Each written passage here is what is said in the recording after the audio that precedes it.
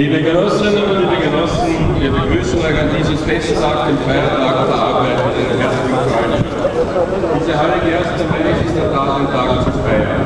Denn vor 120 Jahren hat mit dem Heinfelder Parteitag, der sich vom 30. Dezember 1888 bis zum 1.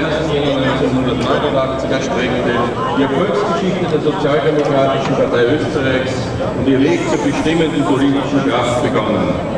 Eines ist klar, ohne Visionen, ohne Vorstellungen über die Zukunft wäre die Arbeiterbewegung nicht zu dem geworden, was sie heute ist. Gerade jetzt, wenn es um die Gestaltung der Zukunft geht, ist die Sozialdemokratie aktueller denn je.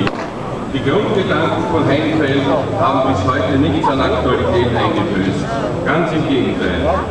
Freiheit, Gleichheit, Solidarität sind heute wichtiger denn je und Anlass dafür, dass die sozialdemokratische Bewegung als historische Rückschau betrachtet werden kann, die ihre Identität bis heute vollständig ist.